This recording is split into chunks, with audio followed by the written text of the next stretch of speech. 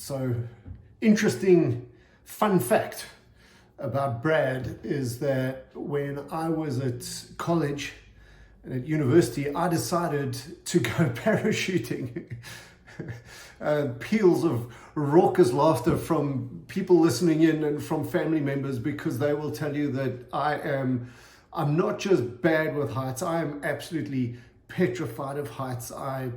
I'm one of those folk who freeze up and squeal and really battle with heights. So there was a little bit of logic going on to this. I mean, I wasn't really in it for an adrenaline rush. I honestly believed that it was time for me to face up to my fear of heights and do this parachute jump. And anyway, I'm happy to let you know that obviously I survived without injury, and looking back, it was a wonderful experience. I'm glad that I did it, but I only ever did it once, and it sure as hang didn't help with my fear of heights. But the reason why I tell you the story is because I went parachuting such a long time ago that they hadn't discovered the technology yet for the square parachutes. These way that these guys and girls just glide down to the ground now and kind of step onto it. I went parachuting when they were still on the round parachutes. And so as you toggled right or you toggled left, there was this circular motion, and you got far greater downward momentum than you did a forward momentum, which meant that in order to survive the parachute jump, you had to do a special landing. You couldn't just step onto the ground. You had to do what was called a 5-point roll, and you had to land on your heels, roll over onto the left calf, left buttock, right shoulder, and then bring your ankles over and hit the ground. The 5th point would be your right ankle. And if you did that with good timing and you did it at the right place and there weren't a whole bunch of rocks where you chose to land, you would find that you would survive the landing pretty darn well. And that was the case with me. No bumps or bruises, no scratches or injuries, but it was all down to the 5-point roll. And the interesting thing with this is that basically to this day, 35 years later, I can still remember the 5-point roll. I don't remember much else about the training because we did landings practicing that 5-point roll probably 200 to 250 times in the probably 10 hours of training that we had the previous night and then the morning of that first jump. And that is because the instructor said to us, falling is the easy part. It's actually the landing that can kill you here. Even with a normal chute, having opened or whatever, if you don't do the proper 5-point roll, you can really do yourself a damage. And so we had to jump, first of all, from a chair, then from a table, then from some scaffolding that they had erected, and then from a roof, until eventually we were coming down from maybe 2.5, 3 meters and landing and rolling, which they felt simulated the speed sufficiently that we were going to be coming in for that first jump. And so the whole idea was a habit of landing correctly so that we didn't do ourselves a damage. And so it was a very, very interesting experience. And yes, it worked well for the parachuting, and maybe at some point I'll contemplate doing another jump with a square chute and learning how to step onto the ground. But the interesting thing was the habit. Hundreds of times before that jump, just so that we could survive. And the reality is that this is not something that is just true for parachuting. This is something that is true for life. If you look over your life, you'll find that there are a number of things that you do that you can't really give a great definition for. They've just become a habit in your life. In all honesty, maybe it's easier to look at other people's habits than our own. You'll find that there's some people who have incredible habits when it comes to staying fit. It's just not an option for them. They get up early, they train, they eat right, and they've made certain decisions about those habits. Most of us, I hope, will wake up in the morning and take a shower, brush our teeth, do a shave, or whatever hygiene habit we've picked up. It's a good habit. And there are lots of things in life that we do that are good habits. The big challenge, however, is that poor habits are also just a question of something that we've done once, got away with it, done twice, gotten used to it, repeated a third or a fifth time until we're doing them without even thinking, and can't understand why we're always in trouble in that particular area. So let me chuck out a couple of examples. So let's just take, haven't you ever noticed how there's some people who are always argumentative? It doesn't matter what the situation, whether it's a board meeting, a family meeting, whether it's a social get-together, at some point in that interaction, these people are going to get into a confrontation with someone. There's going to be an argument. That is a habit. It's a choice. It's not the way you were made, by the way. It's something that you have done, or these people have done over and over again, and now it has become a habit to be confrontational. Some people always seem to mess up great relationships. A guy or a girl that they've fallen in love with, and things seem to be going well, and then suddenly there's a point where it just begins to fall apart. Folks, it's a habit. What about my favorite bugbear? Have you noticed that there's some people who are late for meetings?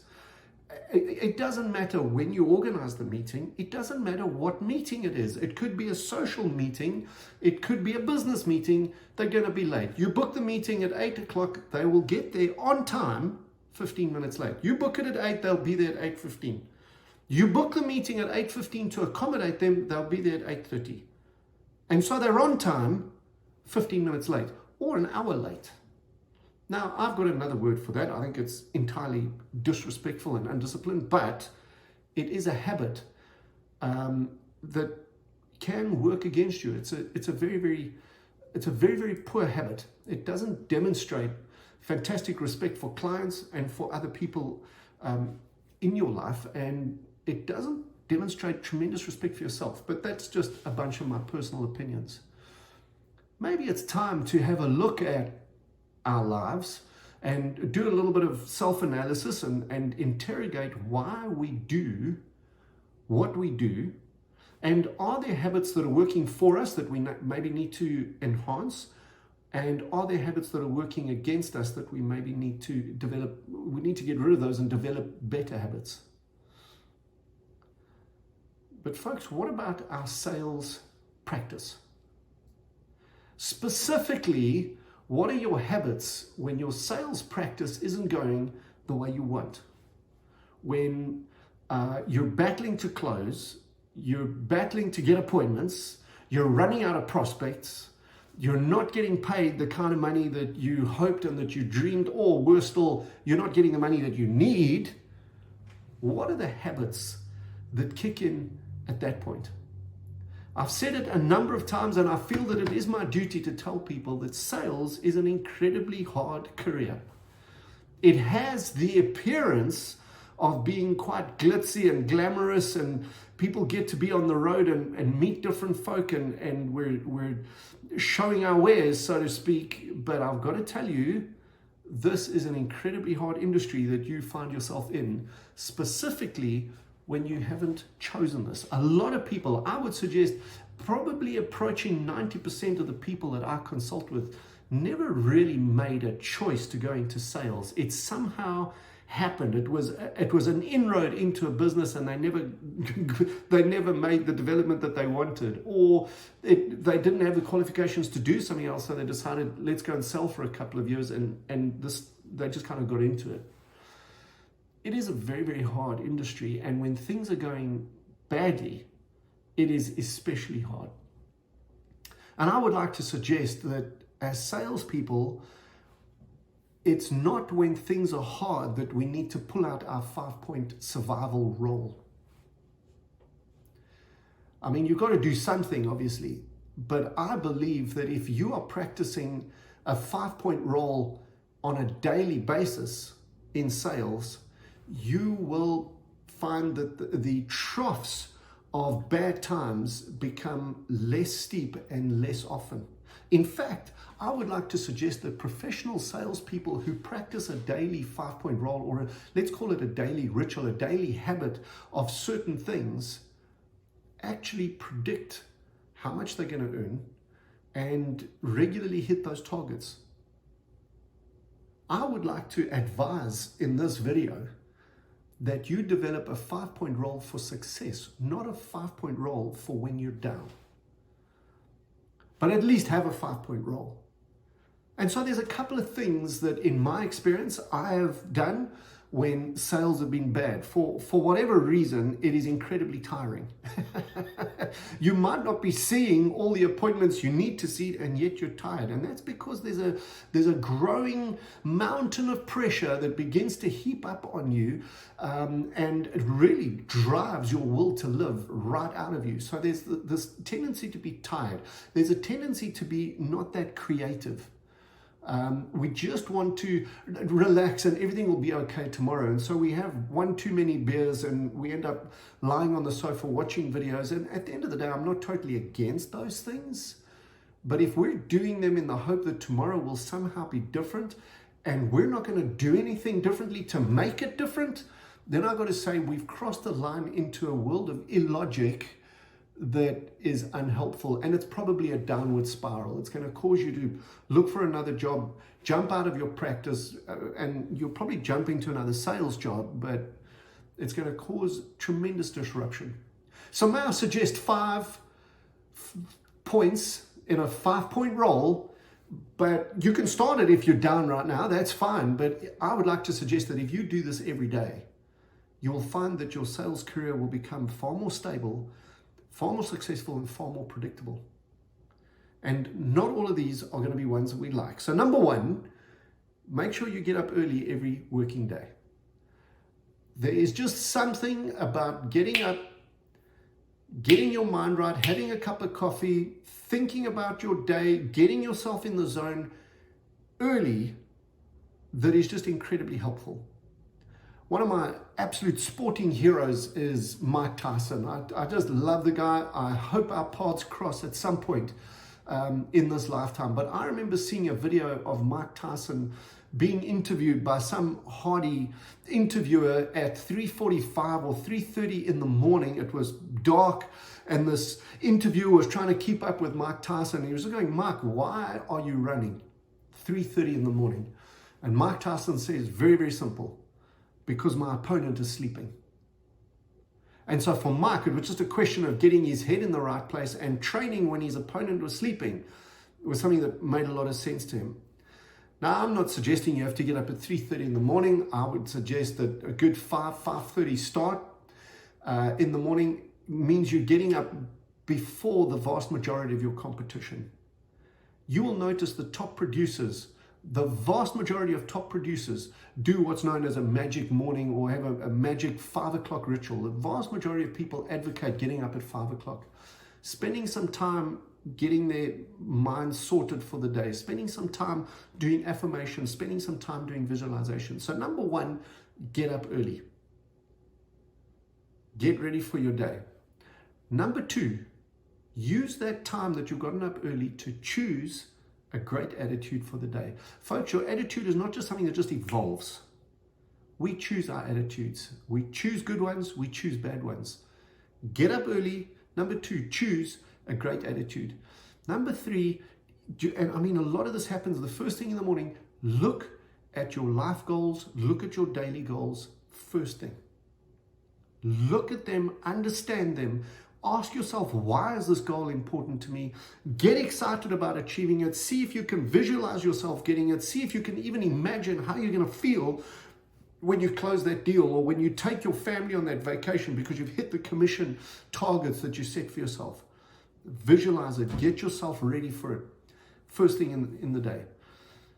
4th one, and it's very counterintuitive, folks, because when we're not feeling good, when we're feeling down and things have been a battle, the first thing we want to do is remove ourselves from prospective customers. And I want to say, folks, number 4 in your 5-point roll, your 5-point survival plan is do some prospecting every single day.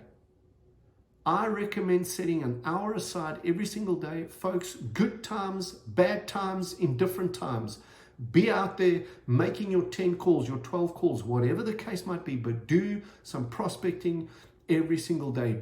Phone those referrals that you've got from old clients. If you've run out of current prospects, get into previous clients and start to find referrals that you can immediately beef your business. But do some prospecting every single day. And the fifth point, folks, is make sure to look for opportunities to serve and assist your clients every single day. I really believe that this 5-point plan, get up early, get your attitude in place, visualize your goals, understand why you're chasing them, prospecting every single day, and looking to serve specifically your clients every single day will be a habit that will have you in a position where you've got a regular flow of prospects, a regular flow of referrals. You are regularly feeling good about yourself and feeling good about the business that you're in. And you will find that your closing ratio will go up, and you will start to become, or you'll start to get to a place where your sales curves are far more predictable and not so much massive one month and down the next month, and we're pulling ourselves out of depression all the time. Folks, go and spend some time thinking about it. The 5-point rule is definitely counterintuitive, because when things are down, we just want to hit the sofa and drink a beer and sleep. I'd like to suggest that that is something that you save for success. You've achieved your goals, have a beer, lie on the sofa, watch TV, spend time with the family. But get those other 5 habits in place so that you get to celebrate with your family more often. It's a tough message today, but it's one I believe in. Am I perfect at it? No. I'm still working on this one. But I've got to tell you, it works. Another great habit before you finish up today is to hit the like button, hit the subscribe button, go and check out 4pillarsofsales.com and check out my 4 Pillars of Sales program. It'll be great to connect with you at some point. Get your 5-point roll in place. Go for it.